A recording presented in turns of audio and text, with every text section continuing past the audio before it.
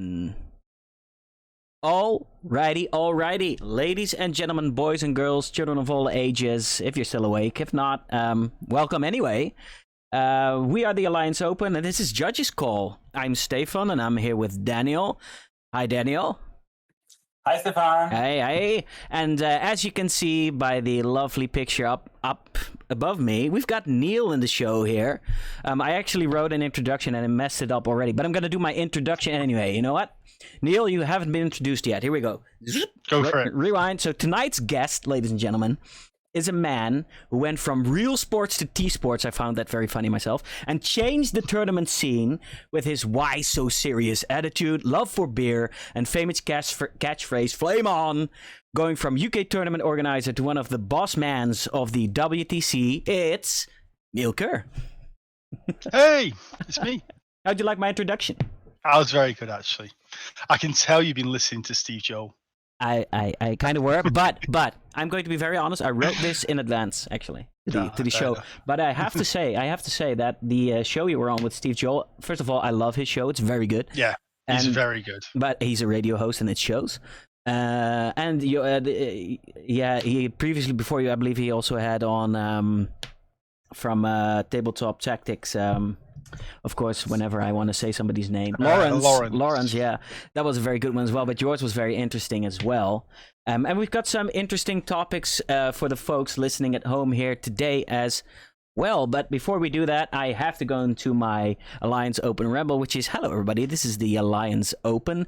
We are a Dutch tournament organization that bring you Europe's tournaments. We also have a very cool website where we make Warhammer terrain. It's pretty nice, we think. And if you're interested in that, take a look at the Alliance Armory. Also, we're being supported by Team Firebug, which Daniel is the head honcho of. And we are very grateful for our guest here today, who is from the WTC, which stands for World Tournament Circuit. No. I'm wrong. Not at all. Well, rewind. And World Team Championship. I know. I was testing. Well, I'm paying attention, right? Or that I don't say ETC every time. No, I didn't do that. No. Okay. Well. First of all, first question, which I think is always the most important question of the day. How are you doing, Neil? I'm doing good, thank you. Now, doing good. I'm a full-time dad now, actually. Excellent. Been a full-time dad for a month, and it's awesome. That's excellent. I'm actually, fun fact, going to be a dad in 3 months as well. So, yes, congratulations. Actually, I had a question about that because I've been worrying a bit about that as well. Now that you're a father, first up, how wonderful is it to be a father? It is amazing. I mean, I had it explained to me. And I'll say the same things that I'll say to you. So when you first see your child, like for real, you first hold and see him, you'll be like literally your body will be consumed by an emotion, like this feeling, and it's indescribable, and it's like nothing you've ever felt before. Yeah, it is utterly amazing. Yeah, I can imagine. And it really is. And I mean, it's trying, it's hard work, it's frustrating, it's all those things, but it's so worth it. Yeah. I can imagine, man. I can't wait myself, and everybody keeps telling me who already has children or recently got children. It's the most wonderful experience. That the moment they're born, you're overflooded with this overwhelming sense of love for them, which you can't possibly imagine before. Yeah, and it's like it is love, but it's like so. It's like obviously you have your love for your partner and your family, and they're different, but this is like something totally different. And it's just so intense. As well, it's like it's just insane how intense that feeling is and how instant it is as well. Yeah, I can't wait myself. But I also had a question to that end. Now that you're a father, do you have any time at the moment for hobbying or playing the game? So, I mean, I've got a Custodes army that I base coated just before he got born, and I've painted like 5 models. All right, so in 10 months. So a model every 2 months is a pretty good rate. Basically, you're saying no. I mean, it's like I've got boxes and boxes of models, and I mean, if I could show you my desk quickly, I'll move the camera.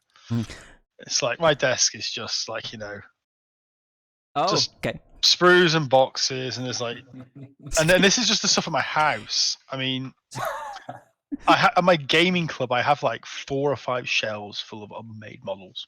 So it's basically games and boxes and broken dreams at this point. Yeah. It's like that like, you know, use COVID to get through the pile of shame. Yeah. Well, any tips then for upcoming fathers to that end on how to maybe make a little time for some hobbying? Yeah, don't be a TO at the same time. 'Cause so much of my time is spent on. I mean, obviously, I have my own podcast, and then there's the WTC stuff, there's the FAQ stuff. I spend so much time dealing with all those things that my hobby time is super limited after that. You know. Yeah. By the time I've dealt with those, chilled out, all these other things, I actually really struggle to find hobby time on top of it all. Yeah, everybody keeps telling me to just get in your sleep.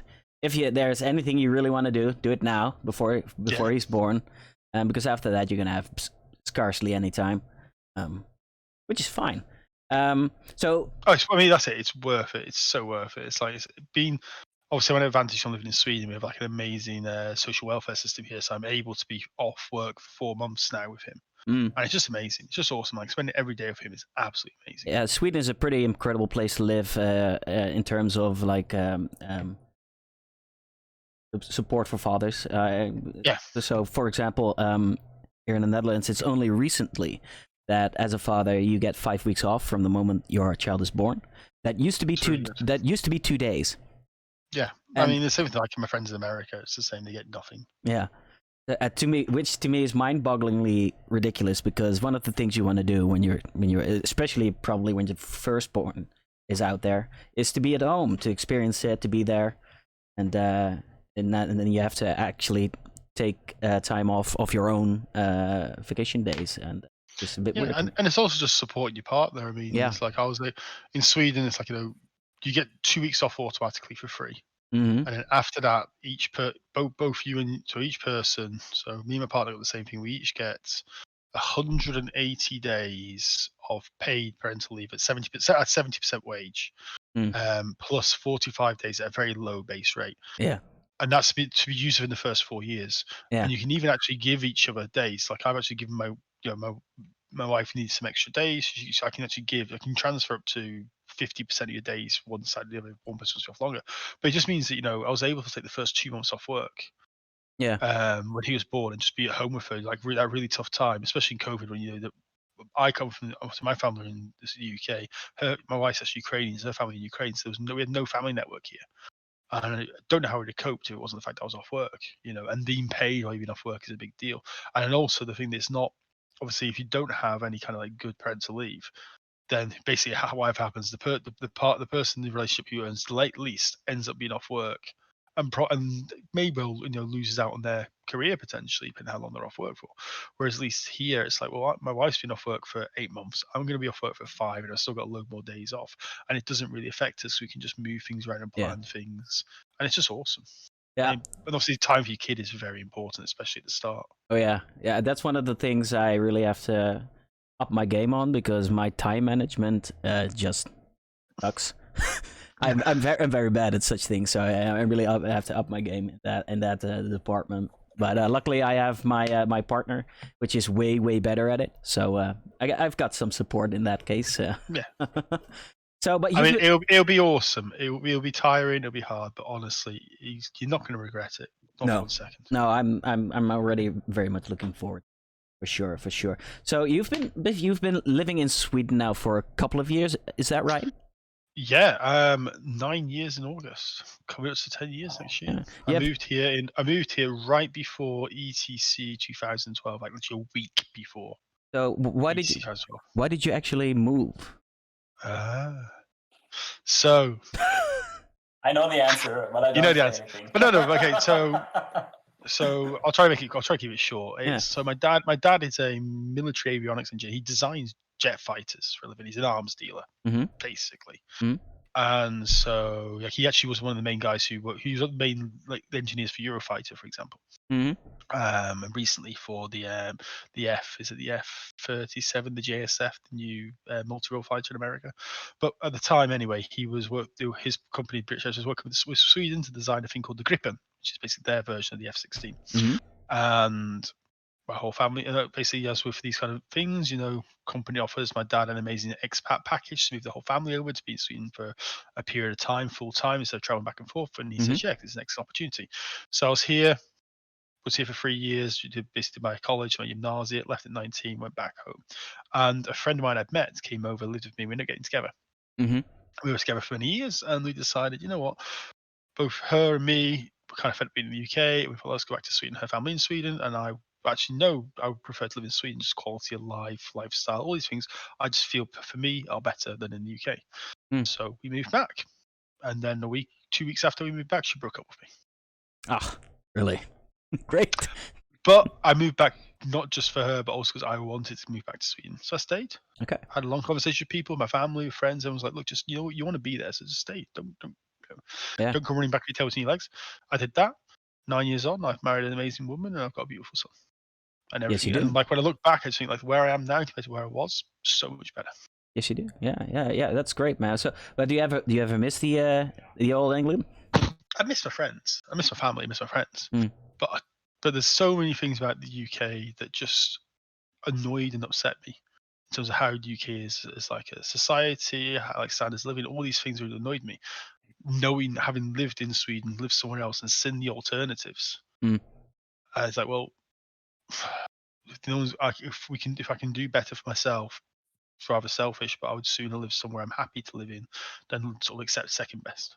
I don't think that's very selfish at all, actually. I think that's pretty. And obviously, part of the EU, you got the opportunity to move, so why not? Yeah, for sure. Is there anything you miss though, like a typical English thing? No. At first I did. At first I missed certain things, small things like certain food things and blah blah and doing it, but no, not anymore. It was all very superficial things. Like I miss being able to see my friends. We used to like. Yeah. What's the Oh, I've got a bit of a freeze going on. Oh no, we're back. Okay. Frozen. Yeah. Frozen? No, we're back. So yeah, that's great. Actually, personal interest of mine. What's the food like in Sweden? Bland. Really? What's Swedes? This is obviously going to absolutely not work for you. I relate Swedish food to what British food, like what British food was 20 years ago. They're still just starting to get their heads around the idea you can use spices and things. Really? Like if you go so you go for like an Indian here, it's quite bland. The flavors are quite muted. There's no strong flavors, and there's very much Swedish cooking is very simplistic. It's like meat, potatoes, veg, salt and pepper. They get excited about when they put a bit of cardamom or a cinnamon or a saffron into a bread roll. That's exciting. that actually sounds very much like Dutch cuisine. Yeah, but it's kind of it's just traditional Swedish cuisine is very simple, but then obviously Sweden's full, like everywhere's full of it's got large immigrant populations. You see more and more immigrant influences come into into mainstream food culture, and because of that, people obviously then start to try, experiment, and appreciate these stronger spices, these stronger flavors. And so it's like I think it's got better. When I lived here when I was 16, which is 13 years ago. Yeah. Have I done the maths right? No. 23 years ago. Christ. You should count more days. 23 years ago. Yeah. Okay. It was really bad. Like everything tasted the same. At least now things don't quite taste the same. So pretty much like in the Netherlands, anything that's vaguely interesting to eat doesn't come from the actual country itself. It's just multicultural. Yeah. What's the most popular dish in Sweden? Kebab pizza. Really? Pizza. And it's like a kebab. Pretty good. It's very good. Swedish kebab pizza is really good if you've had it. Like it. But it's the most. It's Italian and Turkish. Yeah. Put together, and most pizza places are run by Iranians or Iraqis or Kurds. Right. So now everybody, you've been on quite a few shows in the last past couple of months, and I think pretty much if people know what the WTC is, they also know who you are. But the question has to be asked. I'm sure you've answered it many times before. How did you roll into being a TO and then going on to the ATCs, which now is the WTCs? How Yeah, did that? hopefully it'll be the WTC when we actually get to hold it. Yeah. How it happened was, I mean, I've always been kind of like, if you want something, do it yourself person. Mm-hmm. And so I moved back to the UK when I was 20. I moved away from home to Manchester, got back into Warhammer, and started playing with guys. And basically, kind of a bunch of like-minded guys started like going to tournaments from Manchester, going together to tournaments. Like what became Flame On, this kind of back then a big gaming group. Yeah. And then the idea was like, oh, it'd be really good to run our own event, Mhm. like one day in a pub. And I was like, yeah, it would be. I'll organise one. And so I organised a one-day event over in. They used to have this. GW used to have a battle bunker in Sheffield. I knew the guy who ran it, and I was like, "Hey, can I have it for a day to run a tournament?" And he's like, "Sure." And that's literally how it started. I just kind of like whacked together. I just kind of like bastardized the rules pack that GW had. As you do. Just so Yeah. and just ran it, and then that tournament evolved over many years to become what's called Battle of the Chumps, which was a multi-system tournament, and the overriding thing is regardless of which game you played, it had Epic, Blood Bowl, Warhammer, 40k, all sorts of games played in it. But every game you played, there was one ethos was that every game was escalating. In that, in 40k you Oh, played sweet. 1,000 points, 1,500 points, and 2,000 points. Yeah. In Blood Bowl you play for like 800,000 gold crowns, a million gold crowns, and 1,200,000 gold crowns, like that. Mm. Oh, that was good fun.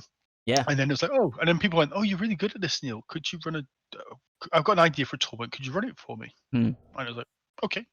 Yeah. And I just kept saying okay a lot. Yeah. And then I suddenly realized I was running way too many tournaments. Yeah. So it was good. Would you say then that TOing to you comes to you naturally, or is it just that you say, okay, way too quick? I mean, I've very sort of sounded today. I've got very strong people skills. I've got very strong sort of people management skills and stuff. I've throughout my childhood, being a captain of the rugby team, multiple rugby teams, captains of, being a person. I've always kind of been that kind of like, I would say a leader, but a person that can bring people together well, manage people, manage all these different egos and stuff. I mean, I've always been very, very good at that. I became a teacher for basically that reason. People, I was like, I need to do a job, but I was not happy with the job I was in. And so I was like, everyone went, be a teacher. Like, just be a teacher. That's what you are. So Okay. yeah, so I have those skills and just seems to naturally translate into TOing. All right. I've also been informed you were a butcher. I am a butcher. You are a butcher, in fact. What kind? Do you want to go through this all? So since I left home, I have been a call center monkey for Barclays, which is terrible. I've worked for GW for a brief time. I have been a paralegal working for a law firm dealing with corporate insolvency. So basically, I was the one that wrote all the briefs for the barristers and the lawyers to tell the judges what was right and wrong. I then I was a roadie for a couple of years. Oh, that's cool. I actually got the order wrong. Sorry, I was a roadie after Barclays. I was a roadie. After GW, I was a roadie, and then I went to the law firm. No bad. I worked for in Manchester. You have a bunch of gig venues in Manchester, so I was like, Manchester crew, part of the local crew. So sort of like August through to May, working in Manchester, and in the summers going on tours. Generally going on tours with either a band or with a with a music company running several festivals. My first band tour was Motorhead. Oh, that's fantastic! And I aged about 40. I aged about 40 years in those 3 weeks. It was nuts. But I've been on tour for like a lot. I've been on tour for a lot. I've been on tour and worked for a lot of terrible bands and a few very good bands. But yeah, Motorhead was really cool. Actually, one of the coolest people I've ever worked for was Jay-Z. Probably the most professional person I've ever worked for ever. Absolutely amazing. Really, actually really, really nice guy. He knew everyone's names, and like 3 years later came back and he still knew all our names, which was kind of terrifying. Yeah, Motorhead's pretty cool, man. What's your favorite Motorhead song? The only one I know is Ace of Spades. I'm not going to say I'm a big Motorhead fan. Okay. It's just like you get asked, are you available? And you say yes because you work because as a roadie you work for yourself. You're self-employed. So if someone says, "Can you work?" You say, "Yes, I can." So otherwise you're not getting paid, which is kind of what led me to leave that. Because after a couple of years, it's like, well, it's good, but there was no social life because I was working like every weekend. Like in the summer, where people say like, "Hey, I'm getting married," and you're like, "Yeah, I'm on tour," and I'm like, "And you're getting married in the middle of a tour? I can't take a day off." Yeah. To go to a wedding, I'm like, you're on the tour for the whole time, or you're not working the tour at all. Yeah. So it was fun, but it, for me at least, it was like I can't give up that side of my life, Yeah. How did you? And then teacher, and then butcher. Yeah. What kind of butcher, actually? I specifically deal with sous vide and smoked products for the company I work for. We supply to we're one of the big we supply to a lot of the really high end restaurants, hotels, and stuff in Sweden. Yeah, okay. So some of the stuff I make actually ends up on the table of the Nobel Peace Prize. Yeah. Really? That's pretty good. That's pretty casually dropping that. Yeah. But I used to be a teacher. I burnt out, and I was off work for a year through stress. Okay. A friend of mine through rugby, because rugby is a great community, just like 40k. Yeah. He's the production manager at this place. He's like, look, I've got a job for you. It's nothing special, but it'll help you because it's physical work and there's no mental challenge. And that the past year and a half, that's really helped me mentally. Just to have a job I can just show up, work, come home physically tired instead of coming home and having to work another 6 hours. Yeah. You know. Yeah. Long hours, day by day. Yeah. That burns people down. Teaching is just too hard when I was working 60, 70 hours a week. It was just too much. You have to save the kids, though, Neil. You have to teach them. But when you literally collapse at work, still, the kids need you. Kind of taking it too far. Yeah, it's true. It's true. Yeah. All right, mate. So rugbying is a very hard sport. Were you team captain of the rugby? Yeah, team? I was being captain for a couple of teams. In lots of other things as well. Yeah. Basically, as a kid, obviously when I was younger, and I was like 9, 10 years old, played football. I was never very good at it. I always got penalised by the referee for bumping into people too much. And then when I was 11, I went to high school, and there was like the sports teachers would look at me because I was actually the biggest in my year in terms of height. Mm-hmm. I had my growth spurt very early, and he went, "Oh, have you played rugby?" I'm like, "Nope." He's like, "You're going to play it now." Yeah. And I was like, this kind of really old school was like, if you played rugby, that was the only sport you ever did in every sport lesson. Okay, the other kids can go do basketball. No, you take a rugby goal and stand in the corner and throw the ball against the wall. Because the school took some of its sports incredibly seriously. Rugby was one of the big deals in my school. Yeah. Do you find that captaining a rugby team is a bit the same as captaining a Warhammer 40k team at a team event? Sorry, my headphones dying. Sorry about that. Yes and no. It's just as much fun, but it's a lot less herding cats. Rugby players are easier to deal with than 40k players. Yes. More drama. Way more drama with 40k players. Way more drama. Way more egos. Yes, I imagine so. It is like herding cats. If you ask anyone who's been a WTC captain, or even a captains for a team at a normal team event, it's like herding cats. It's so much hard work. I can imagine. Yeah. So, what would you rather be then, a rugby captain or a Warhammer 40k captain? If I could still play rugby, I'd say rugby. Yeah. Yeah. I mean, I love 40k, but rugby is also my huge love and huge passion as well. Yeah, I can imagine. Are you still involved in the rugby community at all? I've taken a step away, because then I said, like, a year and a half ago, I basically burned, like, basically the whole 2019 was just a train wreck for me. I completely burnt out, and I was at home most of the year. So I took a step back. I hadn't played for about since 2012. Yeah, 2012 I started stopped playing because I injured my back. But I started to coach and referee. Okay. And then basically because of everything that happened and the stress, everything, I basically had to stop everything. So 40k, I just basically let go of everything actually I was doing and just spend like time. So I haven't got back into it, but I will do. I was actually courted last year by asked by European Rugby if I wanted to go work for them as the regional development officer for the whole of Sweden. Okay. Which sounded very, very cool, but I was like, at the time, I was still not feeling well in my head mentally. It is like that would involve a lot of traveling, and if my mental state isn't there, there's no point doing a job like that.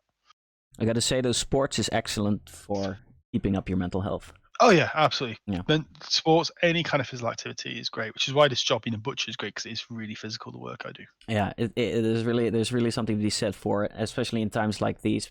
A lot of people are coping with a lot of mental problems, even more so. Yeah. Or people that are regularly just fine now are also coping with mental problems. Yeah. And to them, I usually say, if you're not doing any sports or any physical exercise, go do that. Go do that. Yeah. And it can be something as simple as going for walks. I mean, like I said, I stopped playing rugby because I broke my back. Yeah. And so I can't go to the gym anymore. I can't do any exercise that puts pressure on my back. I spend every day in pain. And But Yeah. it's pain I can live with. But that pain can easily, if I do something wrong, I can easily basically let up in bed and unable to move because of the pain. Yeah. And there's always the risk that I could actually injure my back further to the point I could end up in a wheelchair. So I think I do is low impact. And like right now, what I'm doing with my son is, I go every day. I go out for 4 or 5 hours and walk. I Yeah. do about my goal is 10 kilometers a day. I averaged 16 kilometers a day this week. Oh, that's actually pretty good then. But it's just like put some podcasts on, go for a walk. Yeah, podcast. It can be Excellent. it can be as simple as that. Yeah, very excellent. So, as everybody knows, this is also a program about asking hard tournament questions and things, and that is why I bring my friend Daniel here to the show. I am way too weak for such things. Yeah. So before I'm going to hand you over to Daniel, we always have the ceremonial rapid fire questions, which I intentionally do not give my my guests beforehand. But fret not. Do I have to give short answers? I'm very bad at short answers. Actually, I'm like a politician. Yeah, I don't know if you've coincidentally seen our last show, which was with Reese, and I did actually. I listened to it. He was very scared. That was actually him. But as I promised him, I'll promise you they're actually fun questions, and keep them as short as you possibly can. So, ready? Here we go. Ready. Best game of Warhammer 40k you ever played? ETC 2008 versus Team Spain's Orc player. He couldn't speak English. I couldn't speak Spanish. We did everything through sign language. Fucking hilarious. Through Arnold-esque sounds. Great. Yeah. All right. Favorite worst rule Games Workshop ever made? Hit and run. Yeah. Because I wasted so much of my life explaining that rule to people over and over again. All right. Favorite drink or beer, in your case, probably? Depends what time of the year it is. Yeah, name right one. Now, I mean, Triple Camelites for a favorite Belgian beer. Okay. Oh, that's delicious, actually. I guess a lot of good nods. Yeah. Favorite non-Games Workshop game? Board game, computer game. Yep. TOing or playing the game No, yourself? board game or computer game. That's my question. Oh, board game. I have so many. Board game. Board game. Risk. Always risk. Risk. Ugh. Oh, that's cool. Risk. TOing or playing yourself? Playing myself, actually. I believe it or not, I really enjoy playing myself, but I have a lot of fun TOing. All right. And which is why I do it. Yeah. Final question: death to the false emperor or death to the heretic? There's a large Chaos Star tattooed on my arm for people who are listening to this. I think that answers the question. Yeah. All right. Well done. You've made it. And as a reward, I'll hand you over to Interrogator Daniel. So, Daniel, my friend. Yeah, thanks for the introduction, Stefan. Yeah. First of all, nice to meet you, Neil. Nice to meet you in person for once. Yeah, just chatted a little bit on Facebook. So yeah, just hop into the questions. So your name, Neil Kerr, that's symptomatic for event organization, especially for the WTC, which is a benchmark for team tournaments. Not for myself only, but I think I have a lot of fellow Warhammer players that say, okay, once in my lifetime, I have to be at the WTC. Yeah. So compared to single player events, what's the unique charm of the team events? Team events are just better. No, but okay. So why do you go to a tournament? Most people go to a tournament because they want to hang out. It's a social thing that brings a lot of people to tournaments. There are some people that they have no friends and they go there just to win, but they're very, very few. Even if you go to win a tournament, you go with mates. You're always going to have friends, or you're always organising to meet friends at the event. It's a social. It's a reason for adult men to get together and act like kids for a weekend and not have the wives complain at them. That's what it's about, really. About having fun with your friends. So if you want to go to singles tournament, have fun with your friends. Well, a team tournament lets you have even more fun with your friends because you're playing with them, working together with them in a team environment, and your team play generally creates bigger bonds, has more fun, and you're working towards a common goal, which is always generally much more enjoyable and much more motivating. So it's just like 40k on steroids, I think. Yeah, that's a very good expression. I never heard that before. That's really, really great. But it is. You go to a tournament to meet your friends and hang out with friends and meet new friends. So why not do the whole tournament experience as a group with your friends? It's pretty much like the Hangover movies, but just add some toy soldiers into it. Yeah, add man Barbies.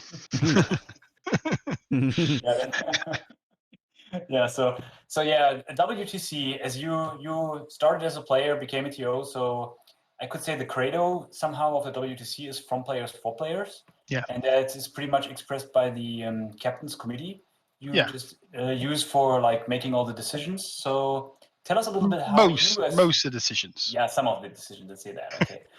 So tell us as the head organization staff, like you and Tom and all the other guys, how do you interact with this committee? Well, there's only you named 2 of the 3. There's only 3 of us. Everyone's Ishik. Oh, it's Isik. Yeah, I forgot Isik. Yeah. But so yeah, as you say, there's been the whole ETC Pro to WTC. It all started as just some gamers on a forum getting together and saying, "Let's do this," kind of thing. And we've tried to keep that mentality going forward. That it is, as much as possible, is driven by the whims and the desires of the majority of the players.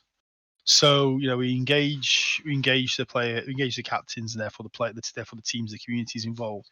We just say some things like, here's the rules. What should we do? Is this the rules you want to play with? Editing stuff. So, example, a recent one is a lot of the teams wanted to bring back the 20-0 differential scoring because they feel in a team play environment that it delivers more interesting scenarios into a more interesting kind of tactics in the matchup process, going 20-0 instead of going straight, win-loss like GW does.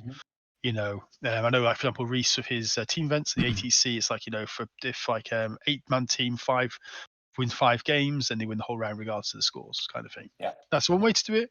But the community, all the teams involved, think that the 20-0 creates a much more interesting dynamic in terms of the pairings, less binary. And so more to play for, so it works better at a sort of singles level, also goes at a team level. So it's things like that. It's like we obviously, me, myself, Tom, and a group of people are involved in the FAQ. So WTC notoriously has a very, very big FAQ because you guys ask us all the pedantic questions all the time. And the idea is we answer it in advance. You won't ask us at the tournament. It doesn't happen. You ask us all the time anyway. But so obviously we make these rulings, but the community, the WTC community says, actually, no, we don't agree with that. So in that case, it can be changed. So as much as we can,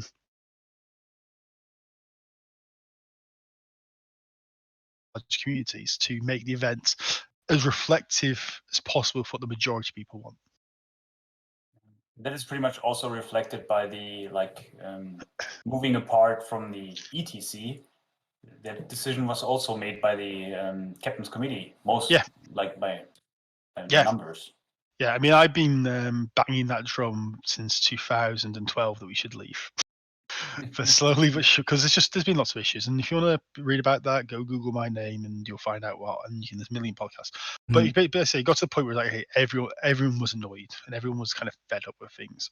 And then so let's put the question, guys, what do you want to do? And it was 96% of the teams voted to leave. Yeah. It would have never worked if me and Tom went, we're going to leave. And if everyone else didn't want to leave, we'd be on our own going, and then no one would follow us. It only works because it's everybody together. Yep. And as you can see, the original name is the ETC, but since the last year, as we agreed before, because 2020 we just blank spaced that one. Yeah. And unfortunately this year as well. Yeah, we have. Yeah, unfortunately. Yeah. But we're knocking on wood, even if there's a But we're trying to get something like a mini WTC organized. So you heard it here first. We have a mini WTC. In fact, I could give you a date. Sometime this year. No, it's October. First weekend in October. First, second. Yeah. Brand new. Just building the flasher later. Yeah. I'm just about finished with the rules pack for it. It'll be on the it's the 2nd and 3rd of October. It's in Leoben in Austria, where we would have had the WTC. Mm-hmm. We decided they've got a great venue for us. The guys there put so much good work in over the past 2 years. We're going to have the WTC there next year anyway, but we thought, if we need to find a venue, let's just do it there. And also the great thing is the local community, the local government are really behind having us there. Mm-hmm. In a massive way, so they're helping us so much. So we're going to try to get a team tournament organised, the 2nd and 3rd of October there, and it'll be sort of WTC-esque style in that. Obviously, because instead of just making a team tournament, everyone does. It's going to be a little WTC elitist, and that will say every country can register a team. If your country doesn't have a team, you can register as well, and we'll do a process. And then after everyone's registered one team, we'll say, hey, anyone wants to register a second team, third team, till we fill up. Oh, that's Because cool. we don't want to say anyone register, because then there'll be like 55,000 German players show up because it's in Austria, and there'll be no one else. I already writing down the dates. Yeah. But it's good.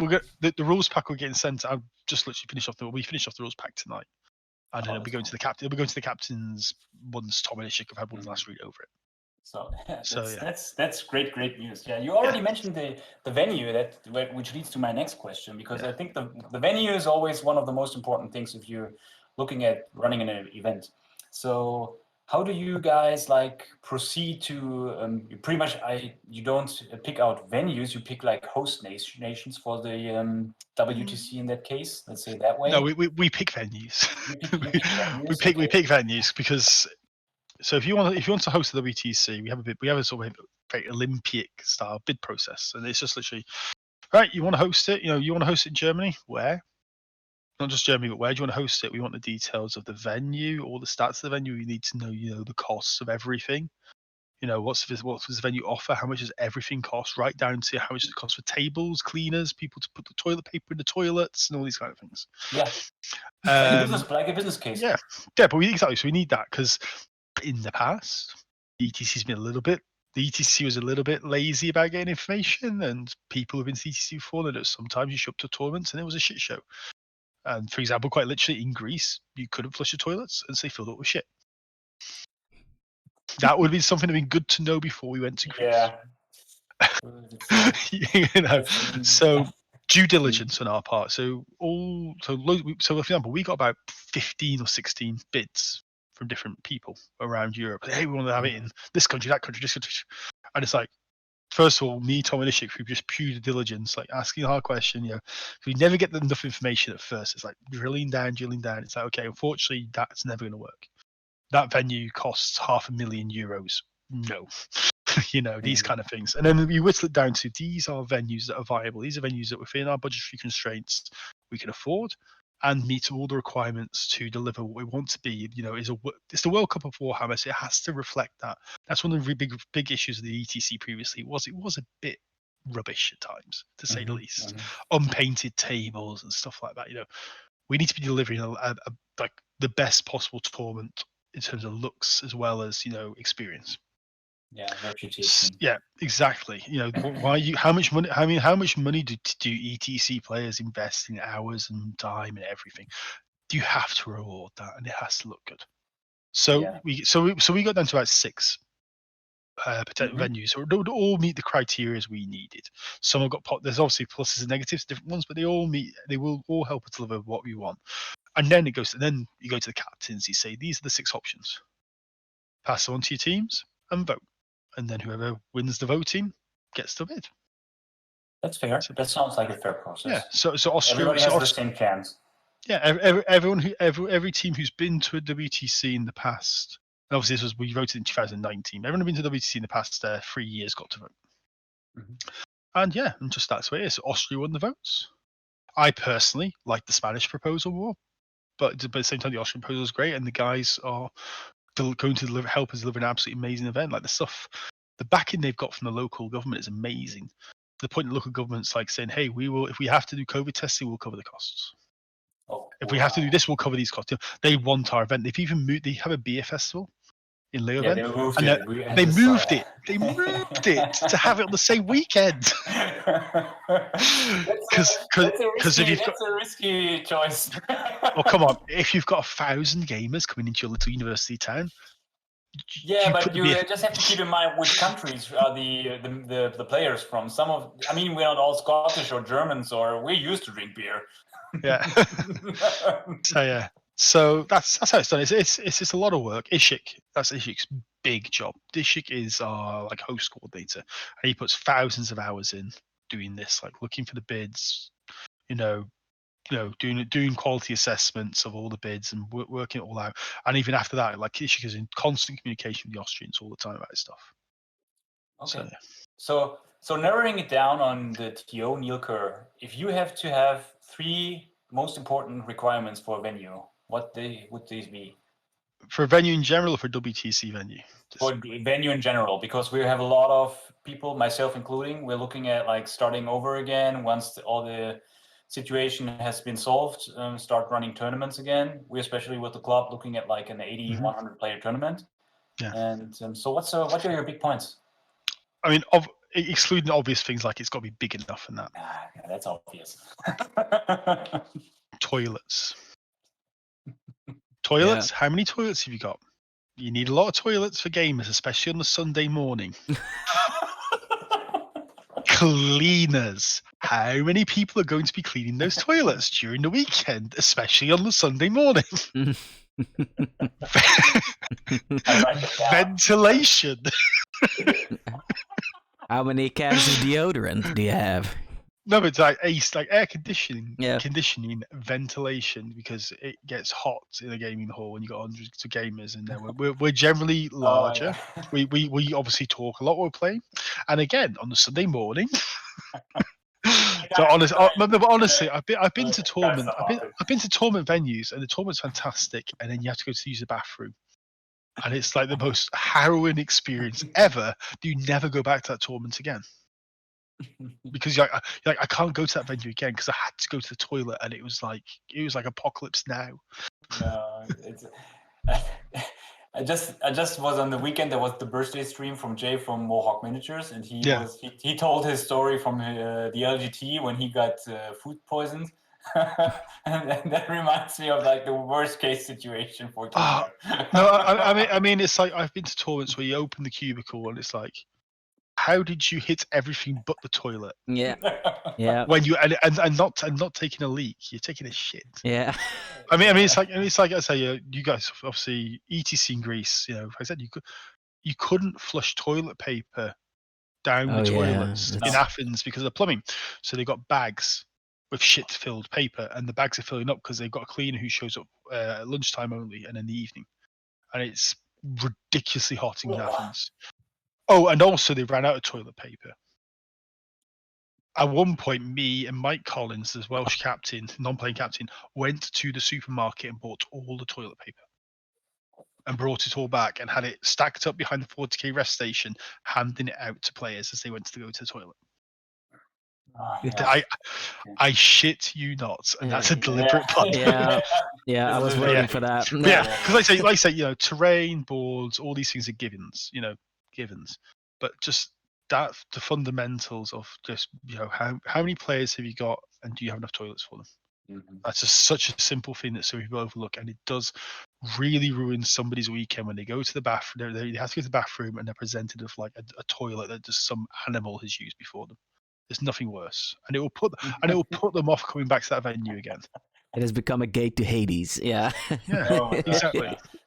So an event that doesn't need a toilet at all, or at least you can use your own toilet at home. It's like all the online events right now. So as WTC got postponed, we already talked about that. We had I think it just finished the big Greek Hammer event. So what's your thoughts about all the online gaming TTS stuff, especially of course on Warhammer 40k?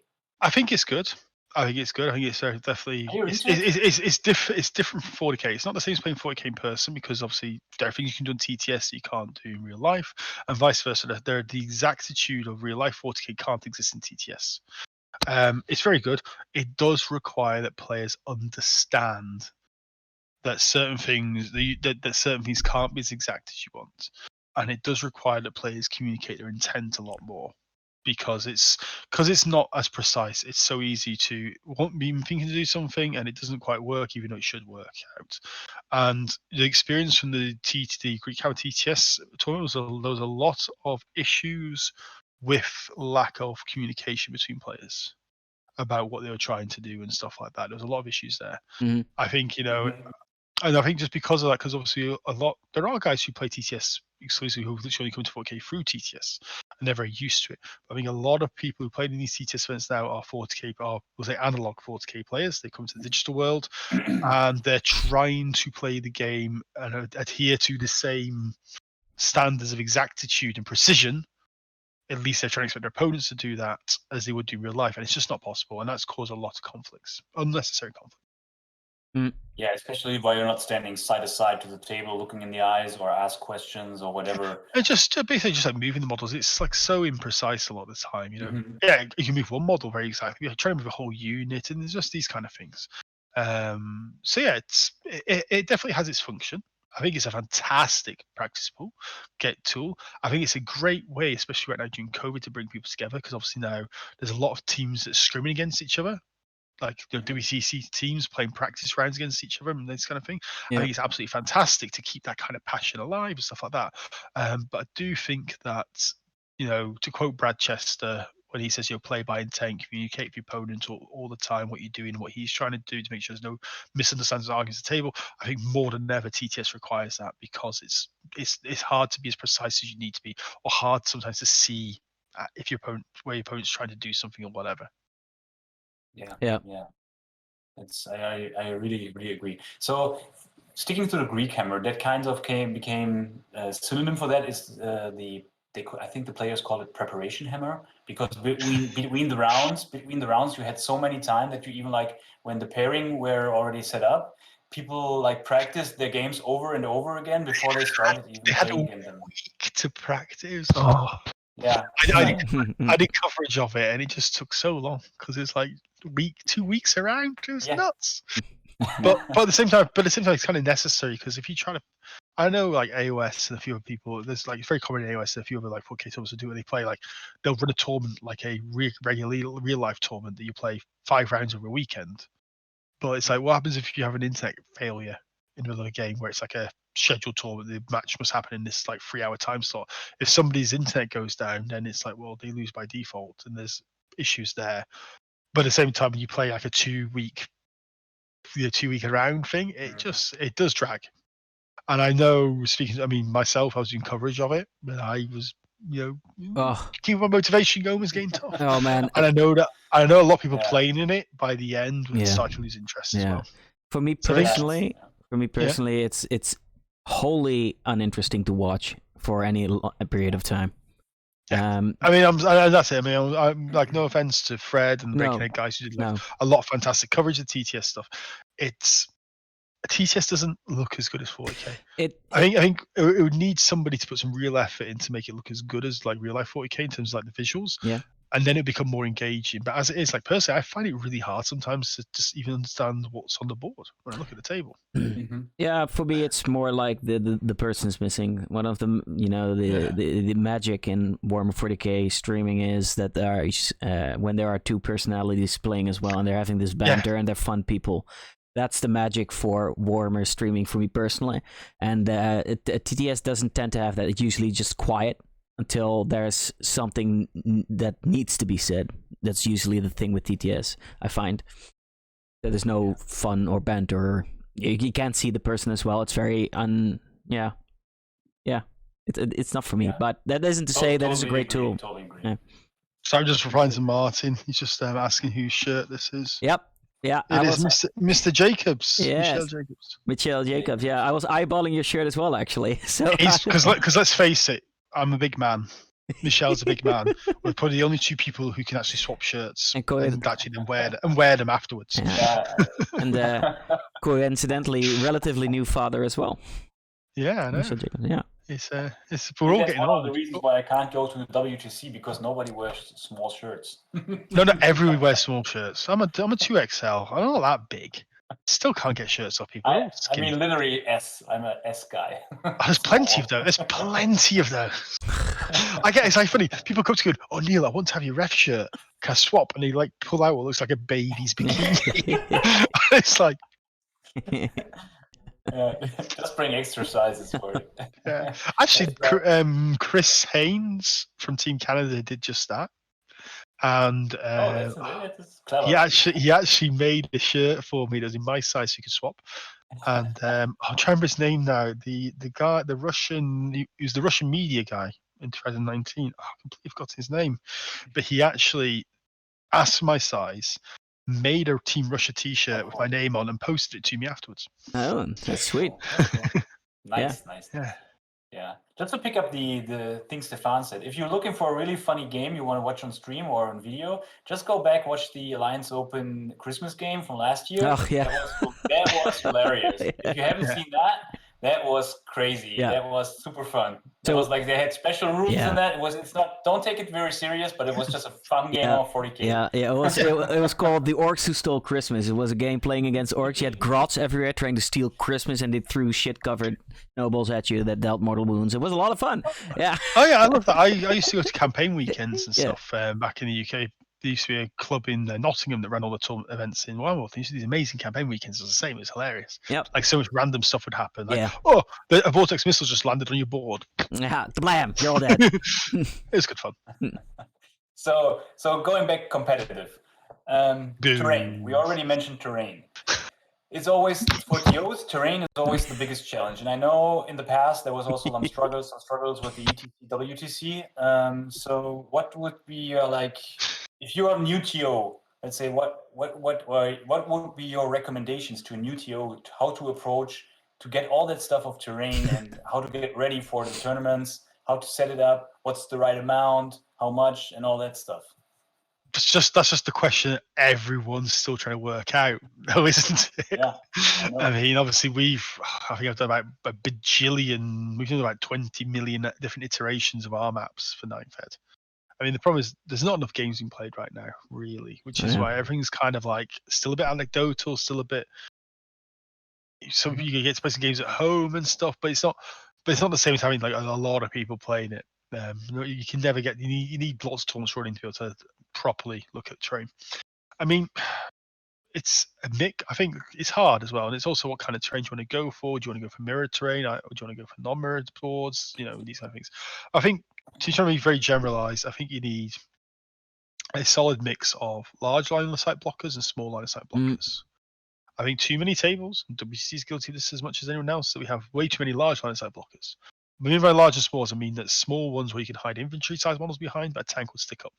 Yeah. Mhm. And then obviously large ones for hiding everything behind.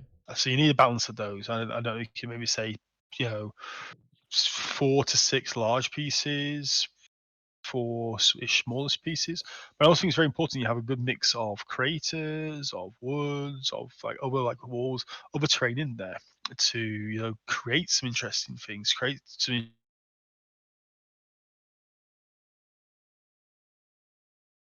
You start simple. Yeah. If you're not going to buy, if you haven't got them, obviously some people might be in a position when they've got money to invest in pre-made terrain. Obviously, you can plug yourself here right now, Stefan, if you're quick. Missed it. We'll move on. We'll move on. We'll move on. You missed that one. But obviously, for the most first-time TOs, they haven't got that financial opportunity to invest in pre-made terrain, to invest in Alliance terrain, Game Mat terrain, Wayland terrain, whoever, FLG, wherever you are. So you're making it from yourself. So keep it simple, but just make it functional. It's not too hard to make an L shape. It's not too hard to make a slightly smaller L shape. And you just make these things and just take your time to make it functional first. And obviously pick up the scratch and just paint it. Just make it. You don't have to be it can be spray black, dry brush grey. That's it. You can then spend, once you've got it all built, then you'll get people come to your tournament, you'll get money, and you can invest and you can develop. That's it. Just start simple. I mean, just take a plug for one of our sponsors, WT sponsors, the Army Painter. Yep. They're just releasing this whole terrain kit thing where you can even buy the foam off them and everything. I'm not saying buy the foam. You buy the foam off them. Maybe you can't afford it, but honestly, go onto the Army Painter's website and look at the terrain that Bo and I can't remember the other guy's name. The two guys, Bo's obviously Mr. Army Painter himself. They've made this terrain in 2 days, and Bo made this amazing set of 40k terrain. It would look at home on any tournament table, and it was relatively speaking quite easy. He was making it tin cans and this kind of foam you could easily get from anywhere. You have to get the special XPS stuff, and it was very simple. And it took him 2 days to make a board that looked really good. Oh. That sounds great, man. And it's just, and start that way and then build it up. WTC, we've obviously, because Wayland Yutani is our partner, so we're using their terrain. Yep. But their terrain has limitations. And so it's like, over time, we're going to obviously want to invest and develop the terrain to always work towards better stuff. And then, the ideal dream is you can run a tournament that's 1,000 players strong, and you've got 3D printed resin terrain that's painted by a master painter, but you got to get there. So just start and work your way up. Yeah. And just make sure you've got enough terrain as well. Don't, we Yeah. all know what makes a good game of 9-fed and what doesn't make a good game of 9-fed. Yeah. If you look at a table and you think to yourself, that would not be fun to play on, okay, I'm going to get overshot off, or it's not going to be fun to play on because I can't move, balance it out. You know what you think's good, run with it. I've got a question for you though. Do you prefer a symmetrical setup of terrain or a more asymmetrical setup? I prefer asymmetrical. Why? Very controversial. choice. Why? Because Yeah. otherwise, what's the point of picking this at the table side? I agree. Right. I agree, but I wanted to hear it. Yeah. Yeah. But I also accept that my tournaments here in Sweden, I run events from sort of like 8-man RTTs up to, because the venue, I have a venue that I can use locally for free, and I can run up to about sort of 32, 40 players. So I can do, that's not that big. I can do asymmetrical boards there. 20 asymmetrical boards isn't that hard to do. And they all actually look different. There's different terrain for different sources. Yeah. Can you do asymmetrical tables when you're doing 200 boards? It gets a bit more. It can start to get a bit more difficult to manage. Yeah. Obviously, it's about scalability. If you're gonna run a big event like your Lions Super Majors, you need to scale your terrain, and it is obviously easy to scale when you're just mass producing something and therefore it becomes symmetrical. Well, it's also when you're doing asymmetrical, every table, like you said, it becomes different, and you have to still put thought into it because it doesn't have to be like overwhelmingly advantageous to pick one side over the other. There should be a advantage, but not like instant win advantage, right? No. But they should. I feel that. Okay, I understand there's an argument now that because the tie to pick table side isn't tied to go first, that maybe there shouldn't be a difference. I appreciate that. I feel that rule change feels a symptom of the people who play test and wrote the rules, which is obviously predominantly the American players. In America, they have very much the ITC Nova style of everything's the same. Yeah, and that's fine. That's fine. Yeah. That's fine. But there's obviously opportunity. If you want to run, like I run tournaments and I run asymmetrical tournaments, in my rules pack, in my tournament rules pack, it says very explicitly, the player who chooses the side, roll off to deploy, and all these things are intrinsically linked with each other. Mm-hmm. So talking about instant win while picking the side, what do you think about player place terrain? No. Nope. I went. Totally agree. So there was a tournament. There's a tournament back in. I think it still runs now, but it's a big tournament, like a convention in Manchester, and BritCon. It had everything, all Napoleonics, everything. But one year, the guys running the 40K went, let's do player place terrain. We were all like, no. It's a terrible idea. Terrible idea. Yeah. Terrible idea. No. We'll do it. Okay, we'll do it. And like we said, and we kind of talked. Generally, the people going, like 9/10 of the tournament were all guys from Manchester who knew each other. And we went, let's make a point about this. So we deliberately designed really, really asshole terrain. Like, terrain is like long bar. There's stuff that just basically made it super advantageous to one side and not the other. Mm-hmm. Like a wood. Back when wood's obviously completely line of sight blocking in like 4th edition, a wood that was like an inch thick. Yeah. And your deployment zone long. Yeah. And we made it. We brought it all with us, and we put it out. And the tournament owners went, "Why?" So you said make terrain, and we made it within this. Your terrain must be X amount of pieces and cover this percentage of the board. This does this. And he went, "Oh," I went, "Would you like us to put other terrain on the board?" Yeah. And he's like, "You put terrain." I was like, "Yeah, point proven." Yeah. It took us like half an hour to prove the point. It's open to too much abuse. I know Adepticon do it, famously.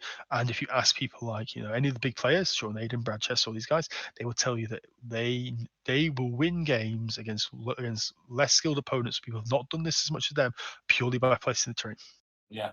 And a game should be won by placing terrain. It should. No, I agree. I know that AOS has this issue that there's a tradition in AOS of bringing your own terrain, and people hyper abuse that. Yep, because the rules aren't very clear on some things. So so player plays terrain that goes the same direction. Let's say let's look at the Cathedral of St. Catherine from the Sisters Army. So what's about if you have a terrain? We had this thing in Bremen last year where the terrain layouts were not available to the players before. And we literally hadn't enough space to fit the cathedral on the table. So how do you, at the end, we decided to remove one terrain piece and then place the cathedral there. How would you react to that? Which I actually thought was a very elegant solution. I thought it was a very, very elegant solution, that one that you guys did. And we actually wrote it into the WTC rules pack. So but in your case, you have the layouts presented before, so players know what's the spaces and if it fits on it or not. Yeah, but that's the thing. But I think it's an elegant solution to say if your terrain piece can't fit, to do it that way. That's a very elegant solution. Or even just say in general you do that. Unfortunately, what we've now done is we've actually gone completely changed, and we've actually through player feedback, we've actually banned fortifications at WTC because they're causing more issues than the solve. And we're like, what's the pizza oven called? The Nurgle pizza oven. Like that thing causes so many issues, and it's like there are progressively more and more terrain rules coming out from GW that cause more and more issues in an environment where you have set terrain. And it's just like, well, we were kind of already getting to the point where we're starting to write like ridiculous kinds of FAQs and how-tos for terrains. Like this is getting too complicated. So, but if you want to include fortifications, I think Daniel, your solution was spot on. That a player can replace a piece of terrain inside the deployment zone with a fortification. Thanks. Just clap my shoulder. I said I thought it was, when I saw that, I thought that's so simple, and that's all it takes. Often it just takes a simple idea.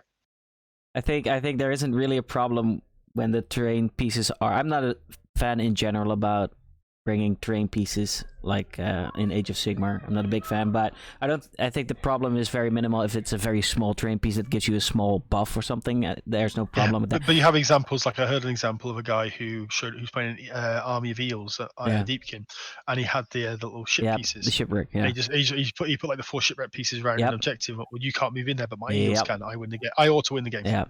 So that's an example of a big piece of terrain. Well, it isn't big, but you can spread it out, and so the footprint becomes huge. So whenever its footprint becomes huge, that's where problems arise, because you can start blocking off things. That's really not fair. Yeah. So I think player plays in a we'll say a quote unquote serious competitive tournament. No, playing something that's more kind of like hobby driven, narratively driven. Go for it. But the players have to understand what kind of event you want, I think. Yeah. So Neil, you luckily triggered me again with one of my trigger words. You just mentioned the FAQ, which is an up-to-date thing today, because today GW dropped the Drukhari FAQ. Yeah. I'm not sure if we should call it an FAQ. No, it's got some answers in there. So it's got questions. It's answered no questions that we've asked, but it's answered some questions. Yeah. Let's talk a little bit about that. So that also connects into the thing you mentioned before. WTC also always does its own FAQ. Yes. Let's stay on the Drukhari issues we have right now. How would you approach these, and what's your personal opinion on the drop of today? So, to put some background into this, myself, Tom, people with the WTC SAQ, guys from Goonhammer and other places. There's a group of people who are very passionate about rules, and we're all part of a group. As a group, we submit, we work, we talk about these issues, we talk about these things, we discuss stuff, and we compile into document, and we send this document to GW because GW want to see this. And then GW basically look at what we've sent. They obviously get feedback from other people, and then they make a decision on what to include and not to include. We sent a lot of questions to them. They included some questions. There are a lot of reasons why. As I said, there's a lot of politics behind it. There's a lot of business reasons. There's a lot of reasons of obviously don't want to publish like gigantic FAQs all the time for stuff that's in their mind. We are tournament players. We are tiny percentage of the representation of people who play this game. Yeah, we are less than 5%. Yeah. I think there's something. I think there's something. I think it's something somewhere. I've read somewhere that if you work out the set GW sales, they've got about 2.5 million concurrent active gamers in 40k. If you look at sales and stuff like that, there's a way to extrapolate this out if you're into business. There are how many registered players in the ITC? 200,000. Yeah, it's not, and most of them aren't really active players. So really, how many of those ITC players have played 5 events? Very few. Yep. 10,000 maybe. Yeah. We are a percentage. We are a very small amount. We're very vocal. Yeah, obviously we make a lot of noise on Facebook and stuff. We're a small amount. At the end of the day, a lot of questions that WTC players will give me or Tom and these kind of things are super niche, and literally GW's like, well, these aren't the questions we've been asked. And that's the thing, like when you see these questions, the FAQ thing, like who asked that question? Yeah. It's because they've actually been bombarded by questions from the public. Yeah. That thing. Yeah. And our questions are being asked tiny amount, and they base it off that a lot because they're not going to produce an FAQ that's 40 pages long for every single codex. That basically says that they're not doing a good job of their rules writing, and there's a business decision there as well. At the same time, it's hard to not go into too many details, but since Mike Brandt wrote this on a Facebook page today, I will repeat what he said and probably not get into trouble.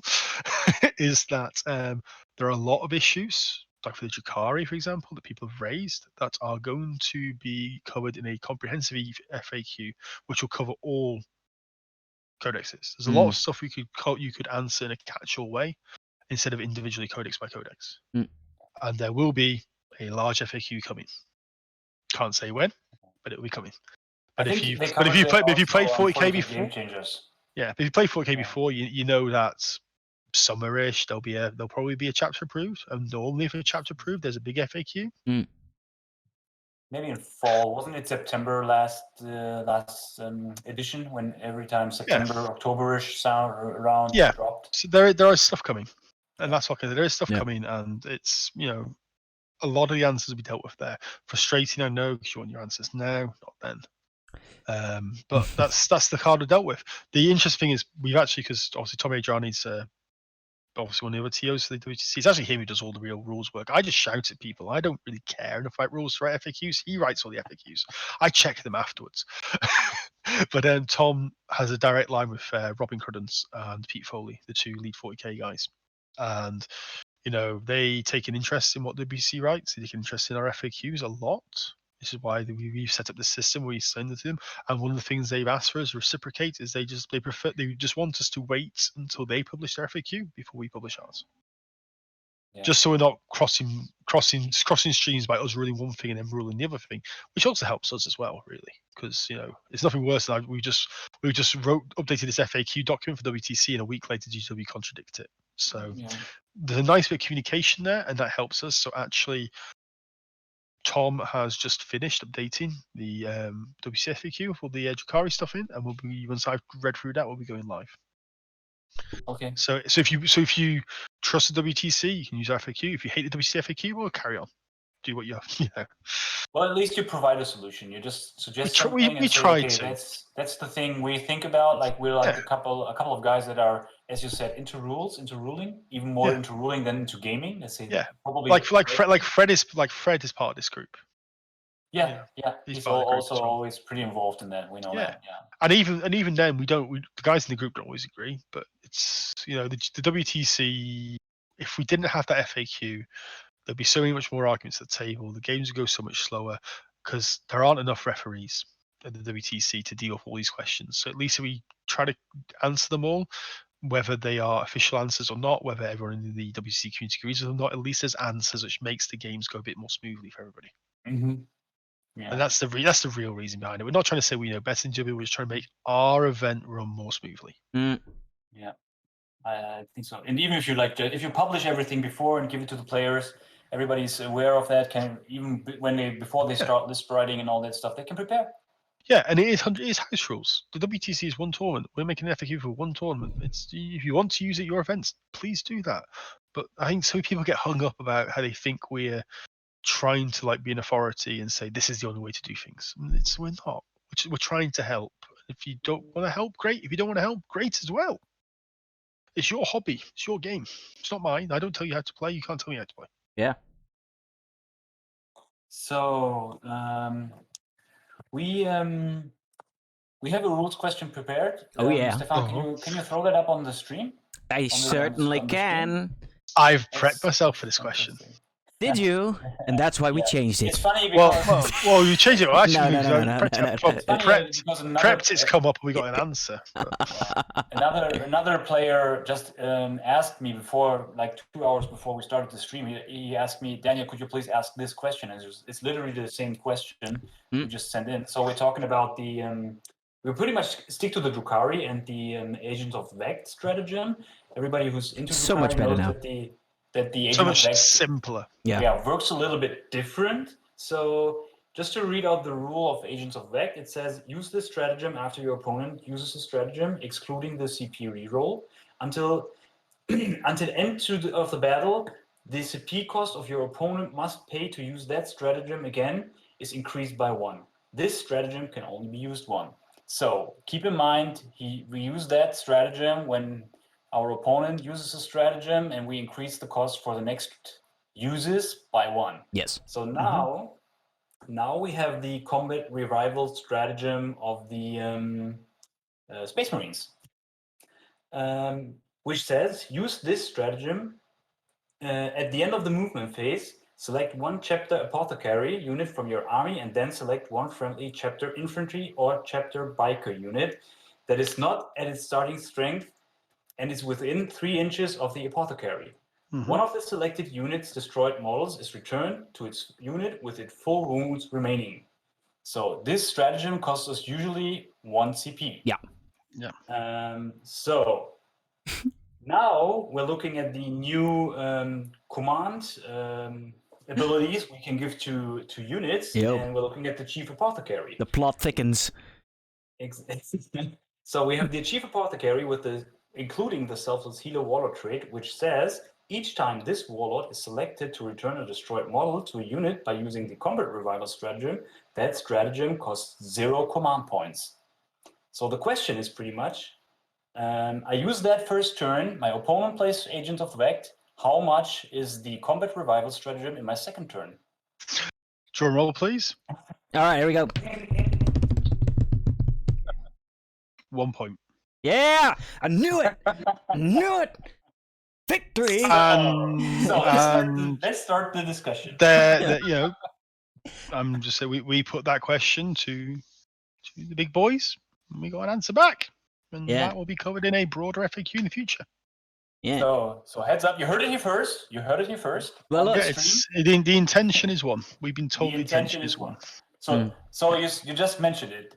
Rules as intended, rules as written. So you would agree that the rule as intended is to make this stratagem to cost 1 CP after the first battle round after I use it.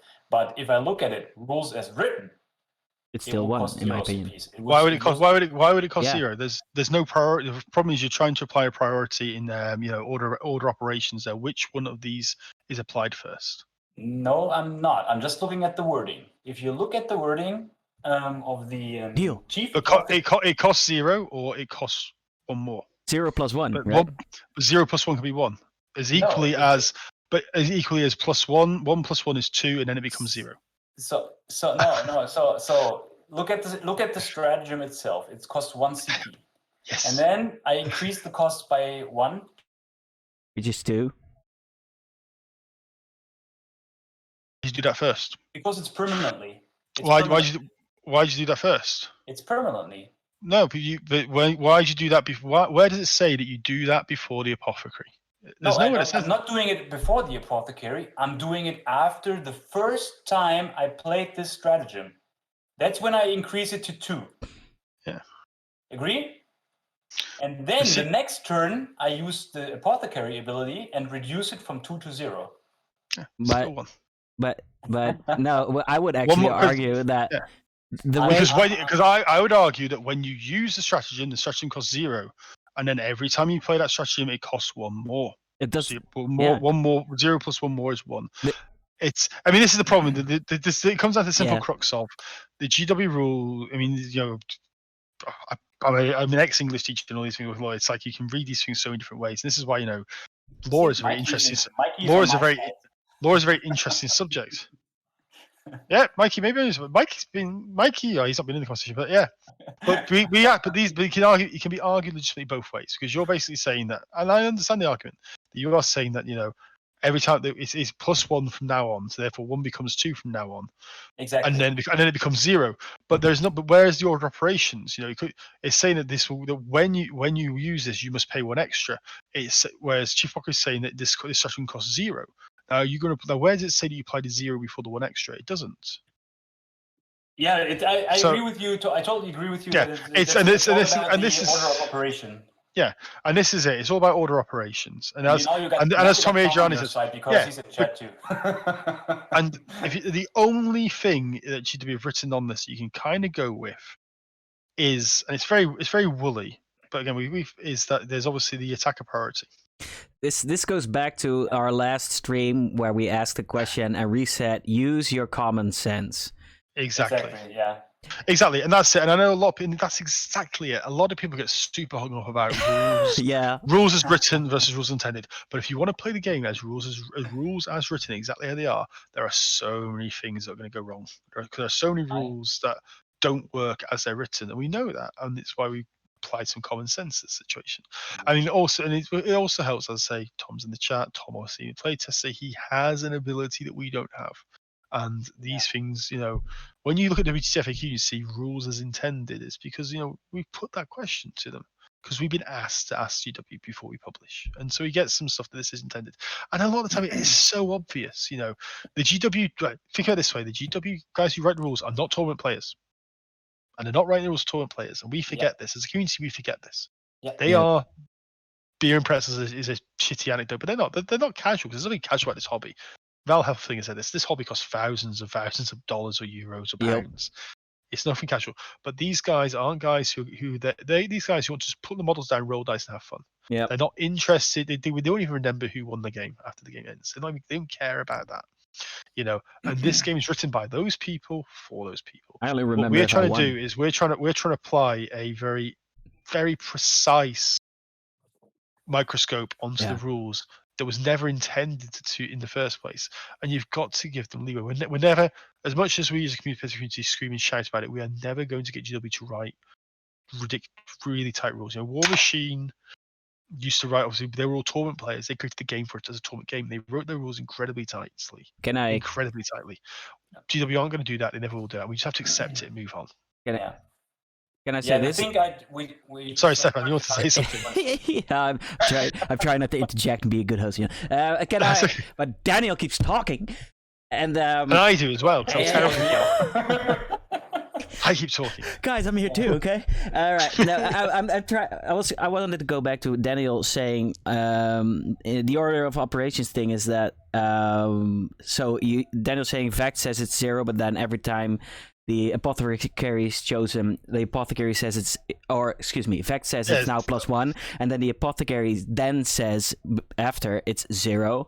But isn't it the case that it's actually the apothecary stratagem becomes first because it's pre-game, so it sets it to 0, and then afterwards something gets vected, which is in this case the apothecary thing, and then it says +1. So isn't actually the correct order even still 0 +1? Yeah, because the base cost of the stratagem because of the chief apothecary is 0. Yeah, which comes first because it's a pre-game stratagem, or Yeah. I mean, the point is rules as written versus rules as intended, and as Stefan just mentioned, if it's obvious BS, just don't rule it that way. Yeah, just go the other way and rule it as it should be. Yeah, and that's the thing. I mean, Reese just said it. If you are a judge and you come to the table, and even if you know that the rule is like the way you judge it is not the way you rule, it's in the rules, but you are the judge.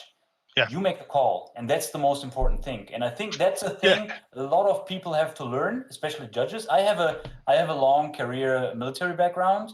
Here we go. I'm like straightforward. If I just say something, I could get like, I don't know. I stop the arguing and say, okay, it's the way, and we're finished here. We're done. Yeah. And I think you're pretty much on the same page, Neil. If somebody is like starting a discussion with you, you would say, hey, I am wearing the judge shirt. I make the decisions. And no. I don't say that. I don't say that. I say, I'm sorry. This is not a conversation. Sorry, I am telling you what's going to happen. I said that to Sean Naden once. Sean Naden gave me a massive hug, and he went. He goes, that was amazing. I've been waiting for a judge to say that to me forever. But yeah, I keep that in mind. Exactly. Maybe you've got at the end of the day, you've got as a judge, as a referee, you've got to make a ruling. You make the ruling. If you can't find the answer, but in black and white, you make the ruling as you see correctly. And sometimes what's in black and white is wrong. A great example is how 9th rules work with ruins. Now, obviously, a vehicle or something can't go over a ruined wall, but there's nothing to stop my monster going 5 inches up the ruined wall and then sideways along it, and then back down it. Mm. Basically, yeah. like a rhino. I can have a rhino parkour over your wall. It has to yell parkour though. along the side of a wall. You put your marine there to block him, and he goes up the side of the wall, along the side of the wall, and down. Rules is written. Yep. You can do that. Yep. Oh. Is anyone going to let you do that in a game? Yep. Now, I mean, that's an example, but the only reason I would allow it if he yells parkour when he does it. Yeah, he has to yell. There are so many issues with that, and yeah, and it does mean rule by intention does mean that you are now putting your personal opinion on a rule, and therefore you to one level or another is your personal opinion is dictating what the rule is going to be. But at the end of the day, my answer is you've come to my tournament, you've submitted to my rules, you submitted to my rulings, and you know that I will rule. That I make it very clear that things will be ruled as intended, things will be ruled how I see fit. If you don't like that, you don't come to my tournament. Yeah, I totally. Now it's a little bit egotistical. I'm the WTC, have no other option. But the WTC, there's a big ethos at WTC. That's why we do rules by intended. Because before I got into refereeing at WTC, pre-2012, WTC was a wild west for cheating. It was a wild west for really bad player attitude and really bad, abuse of rules and all this stuff, and it was horrible for him. It was one of the big motivators me becoming a referee was to do this, and Tom Adriani as well massively got involved with the rules side of the WTC, the FAQ, to get rid of this, to get rid of the dick. There's no more bullshit. Stop being a dick. Play the rule how you play the rule in your house, because it's meant to be fun. Yes, you want to win. Yes, Team Germany wants to win, or Team Netherlands wants to win, but you have to enjoy yourselves at the same time, or else why are you spending all this money doing it? And if that means that we have to make some rulings to make the game a bit smoother and a little bit less janky, fine. Happy to do that. Yep. It's at the end of the day, it's a gentleman's game. So yeah. And then you just mentioned that totally at the start when we started dipping into the interrogation, as Stefan called it. Yeah, it's a social event. It's not about like being a dick, as you just said, and it disturbs the entire. I mean, there's always that one person, but don't be that guy. That's the thing. No, if you go to a tournament, you are most probably wanting to win, or you're wanting to at least better your previous position. You're going there to win. That's the nature of tournaments, to win games. So there's a competitive element there. Yeah. But there's absolutely nothing to say you have to act like a cunt. There's nothing. No. Yeah. I'll go back to my experience. I'll go back to my experience. Sorry, apologies. I'll go back to my experience as a rugby player. In a rugby, they say there's this very banded around phrase that rugby is a game of is a hooligan's game played by gentlemen. Yeah. Because it is whereas football is a gentleman's game played by hooligans. Yeah. Rugby is a very violent sport, and it's very easy to cause serious damage to someone. Very easy. But rugby has less serious injuries than American football, which is a comparable contact sport. Yep. Because rugby, at the end of the day, you both involve. If I went out to hurt somebody, I didn't tackle a guy in a horrible way, and he'd have to get carted off the pitch. His 15 teammates would then take me out straight away. There's this kind of like mutually assured destruction. If you cross the line with maliciously, accidents happen. But if you cross the line maliciously, you're not going to do well. No. And there's this whole attitude. You play hard. Every rugby game I played to win. I put my heart into it, and no matter who I'm playing to it. I'm not going to like, oh, don't worry, mate. Why don't you take the ball? I'm feeling sorry for you. There you go. No. I will run over you, and I will score 100 points against you in a game. I will steamroll you, and I will never let you touch the ball because I'm there to win. But after the game, I'm going to pick you up. I'm going to shake your hand. I'm going to take you down to the clubhouse. I'm going to buy you a beer. Yep. Yeah, because it's all done, and it doesn't matter. Because at the end of the day, even the top players do. You look at the world. That's what even the very top level international players do. Yep, for sure. They do the same thing. It's the same attitude, and these guys are playing for a lot more than we are. And honestly, at the end of the day, what's the most you can win? $8,000. Yeah. That's winning the ITC and LVO together. That's $8,000 for a tournament potentially, right? That's a lot of money. Yeah, it's a lot of money. I'd like $8,000. Yeah, but it's not life-changing money. No. At the end of the day, it's still a game, and we're all playing it to have fun. Yeah, But Neil, exactly. we're reaching the end of our time, and as Sorry. always, I'm sorry to say as well, because we're actually having a lot of fun here, I think. And I could talk forever. That's the yeah, problem. Yeah, I do talk I forever. do. So I still have to stumble into two more things. well, We'll do it I'm afraid. quick. I'm afraid we gonna have to go to actually questions done by the players, because we do promise that we ask those. And Okay. Ask me after Daniel. Fine. You can Ask me ask afterwards. you can ask your question, Daniel, but the answer's gonna have to be Kurt. Okay? Promise. Sure. Promise. Pinky promise. Yeah. Right. I just want to bring up this little thing here. As everybody knows, there's or most of us know, there's a Kickstarter going on right now from the Minotaur Tabletop Gaming. It's called The Rightful Ruler. It's it's an app that, from my perspective, has a pretty good intent. And my question to Neil is, do you think that is an app or a tool we could use in judging? I think it could it'd be a fantastic tool for streaming. It'd be a fantastic tool for the commentators and stuff doing the stream to show what's going on. Obviously, make these show what's going to happen. Obviously, the audience appreciate more things like that.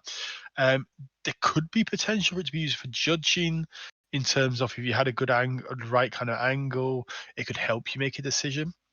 The question is how exact is it? That's one question. I believe there is a variance in there. So at the end of the day, if there's a variance, players will ask you to measure it by hand potentially. But there is a thing that Val Heffelfinger talks about recently in if you can hammer, at least latest Can Hammer episode, he talks about just this, because he's such a big backer of this app, and he said it'd be really interesting if you could have remote judges.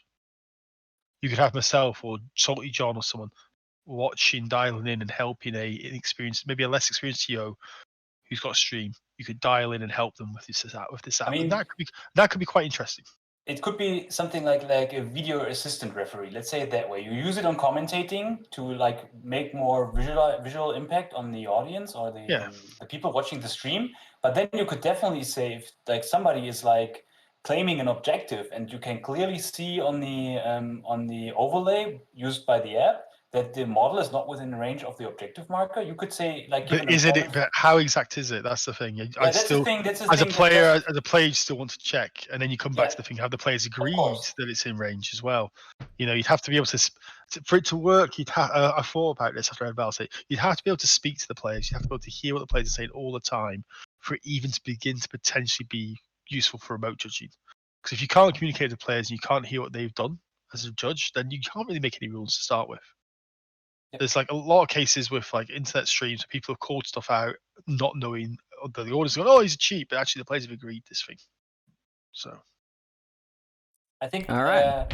It's also, you just mentioned it a little bit, so it's always important if you stream that you keep an eye on the stream, what's happening on the stream, and that includes the chat. Most of the time, I mean, right now we have a couple of people in the chat that have been judging before, and if they claim something on stream, you should say, okay, if he's mentioning something like that on stream, and you have something like a moderator, even if he's on stream, he should pass that note to a judge who's running around the venue, or who's even covering the main table. Exactly. All right. Let's do chat questions. That was only 2 minutes, Stefan. That was quite quick. I know. You did great, man. I was great. I'm not saying anything. I just have to be careful to just go for it now. Now, Burnout asks, let's go for the first question. Question for Neil. Well, duh. Maelstrom or ITC style missions? What's your favorite? Maelstrom when it was the design room deck. Ooh. Yeah, that was fun. Yeah. All right, Sarge Steele asks, what's the toughest rules debate you had? I've had loads. Anyone that I have to go to Tom Adriani and ask for his input. which is most of them, because I don't read the rules enough myself. I'm guilty of that. All right. But you do get some really interesting questions sometimes. There's I can't remember any specifics, but I know it's happened so many times. It's ooh, that's a really interesting question. There is no answer. I'm going to go grab other judges, and that's when if you ever been to the WTC, you see all the judges get together. It's normally a very, very clever, very, very intrinsic rules questions how do we answer this the best way? Because when you don't have the answer in front of you, but as a policy, WTC is a absolute policy that no referee can make a decision on his own unless he can show the player the answer. Yeah. So if there's no answer, get together with some other referees, work out an answer, deliver it. And that way as well, then all the referees know the answer. So if it came up again, there wouldn't be like a alternate ruling. All right, and now this is a question from, I'm going to butcher this because I have no idea how to pronounce it. Heinz Sutkurve-Koth? Daniel? What the hell? Yeah.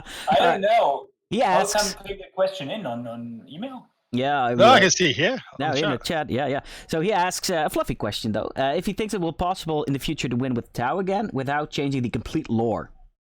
I don't think they change the law, but I think Tau need a fundamental redesign for what Ninth is. Ninth is an infantry-based game. Which I look at it, GW skewed the rules, schooled everything in favor of infantry, and there is a more stronger combat-orientated thing. I mean, obviously, depends how much training you put down, but when you've got the lead playtester Mike Brandt saying, "Here's a picture of my board, and I have 18 pieces of terrain on it, and they're basically all ruins." Then you see what they had as a playtest standard. So I think they need a fundamental redesign in how they play. Because saying fall back and shoot or saying multiple units can Overwatch, I don't think it's enough. I think there needs to be a fundamental redesign. What I'd like to see is Tau is go really heavy focus into the battle suit technology. Yeah. I think you can make a really interesting game dynamic. Like remember the old battle suits where it's like the jump, shoot, jump. I think something like that could be very interesting. Create very interesting counterplay and gameplay situations. Yep. All right. Acros asks, I know there's a WTF FAQ ruling on this, but Raw. I love that WTF. Yeah. Why do we call it as WTF? I don't know. World Team Federation. If you have yes. If you have two stratagems. If you have two stratagems that trigger at the same time, how do you go about resolving that? For instance, Custodes have a stratagem to interrupt for 1 CP that functions the same as the 2 CP fight interrupt. How does the interaction work when you trigger two strats at the same time? Let's say you fight immediately after an enemy unit does so. It depends on the word in the strat, first of all, because not all the strats are worded correctly. And then we just look at, like, can we apply an order operations to it? That's what we do it. I mean, hi, Chris, I can't remember when we ruled on that, and unfortunately, I deal with so many rules questions all the time. I can't remember. Once we made a ruling, often I can't remember, like, maybe a week after I remember the reason why. More than that, I'll have moved on to something else and forgotten about it, unfortunately. I know that's not the answer he wants, but it's just the nature of... Just look at how big the rules document is for WTC, and times that by 5, and that's how many questions we get. Me and Tom get questions every day, all the time. It's a lot. Yeah. So your brain... It's why I'm terrible for rules now. I mix rules up all the time myself when I play games, because I just can't remember. I can't remember anymore. My brain is just too mushed up with it all. Yeah. It's terrible. Very recognizable. Neil, just to let you know,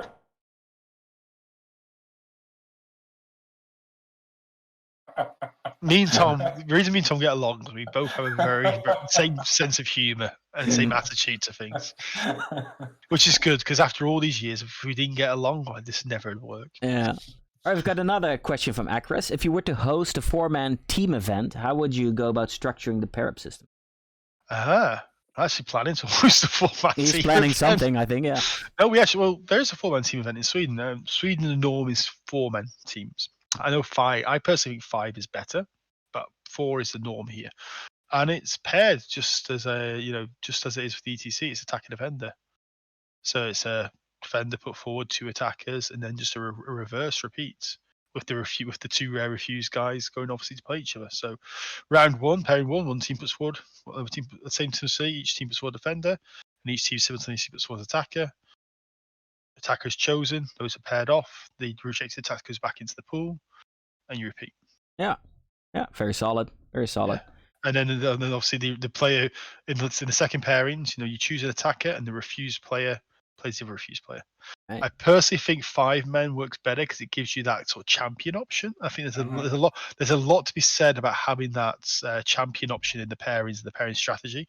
But in Sweden, 4-man is the norm, and I'm going to be running a lot. My plan is with the gaming venue that I have, I'm going to be every 3rd month I'm going to be running a team event. And it'll be like a 4-man, 8 to 10 player team event, because small things in the venue size, and it'll be 4 players. That'll be how we'll do it. All right, and then final question from Akris as well. He's got a lot of questions. He's got a lot of questions. Inquisitive I hope he's little paying his fellow. patron. I hope he's paying his patron dues for all these questions. And I don't know. I hope so too. He thinks. Let's see. I guess he's had a fourth question. I lost my text. Oh, here it is. So in the Netherlands, professional in the Netherlands, but also worldwide, the past 5 years we have seen 40k events make huge improvements, requiring painted armies, WYSIWYG armies, better and more terrain, and so forth. What do you think the next great innovation or improvement will be for 40k events? Hard to say. Honestly. I mean, all this stuff for me, WYSIWYG painted was always. I've always found it odd that it wasn't a requirement everywhere, because it's always been a requirement when I've been a gamer. That it hasn't always been elsewhere, so it's been odd. But again, in the UK, a lot of tournaments were built off the back of what GW did, and there was always that. The next innovation or improvement for 40k events, I mean, apart from beer wenches or something, I think there's a lot to be said for dice trays, though, and not just because of recent things. I think generally there's a lot to be said for dice trays and just how it removes potential conflicts there, because we all know, if you roll dice, if the dice lands on terrain, is it to be re-rolled or not? When is it cocked? When is it not cocked?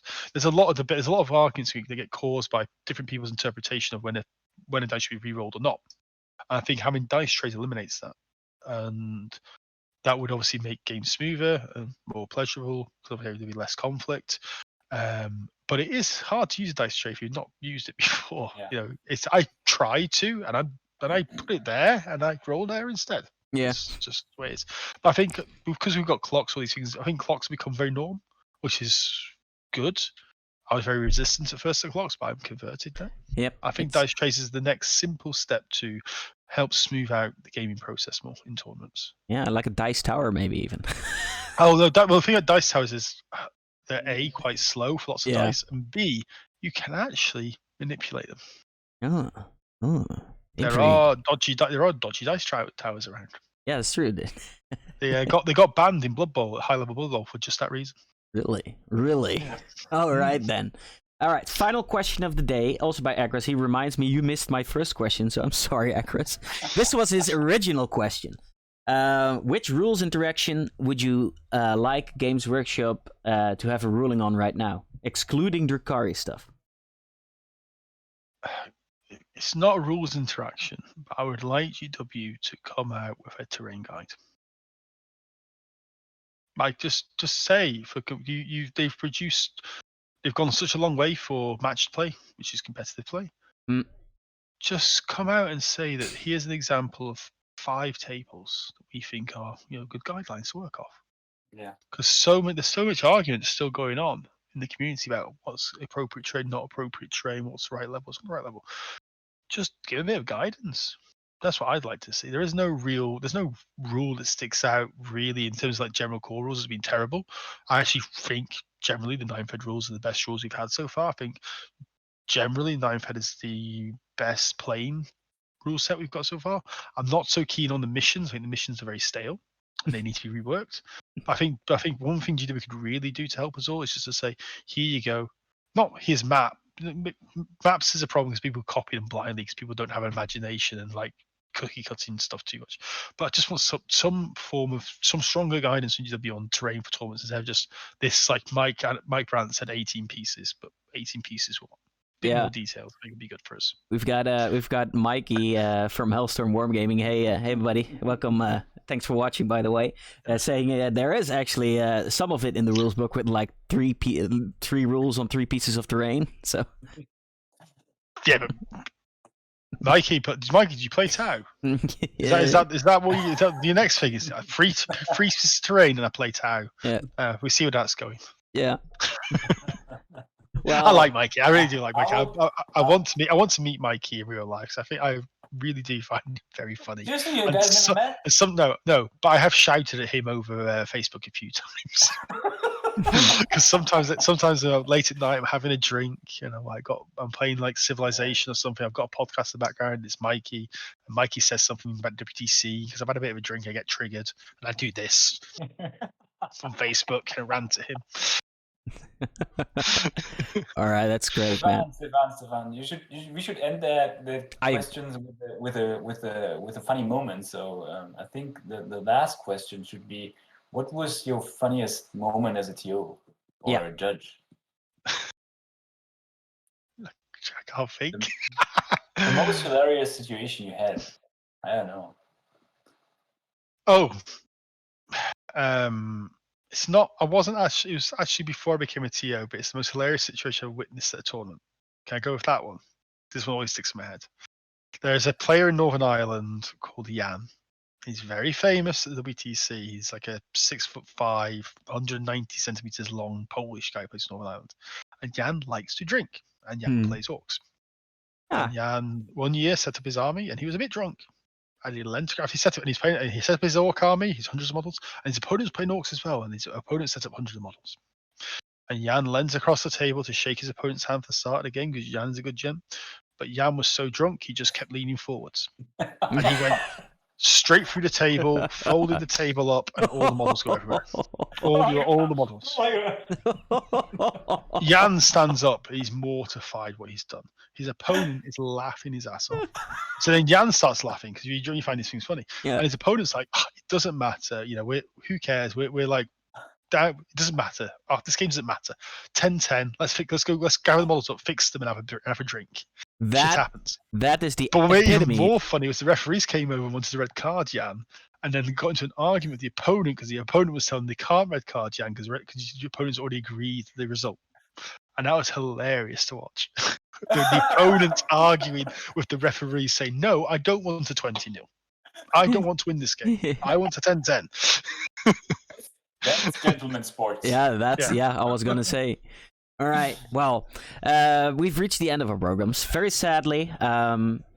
Neil, thank you so much. Thanks a bunch. You really had a blast. We really had an interesting talk. Lots of very interesting topics discussed. Really fun to pick your brain on them. Is there anything you'd like to plug or like to say as a closing statement? I'm just abusing Tom Adriani. Sorry, in the chat. No, I mean, I think get to tournaments, enjoy yourself. Yeah. If you've got a team tournament in your area, get a bunch of mates together and go play in a team tournament. If you haven't, get one organised. Yeah. Yeah. And if you want help or advice, give us a shout. That's a very good piece of advice as well. So everybody, thanks for watching. We've been the Alliance Open. This has been Judge's Call with Neil from the WTC. And stay tuned. We're updating our studio as we speak with nice spiffy colors and things. And in May, we'll be debuting our studio for the first time with a very cool Warhammer 40k game. So definitely stay tuned for that. Daniel, thanks for hosting with me, my friend. And as always, super fun. Everybody at home, stay safe, stay healthy, and stay wargaming. Bye-bye. Bye. Bye-bye.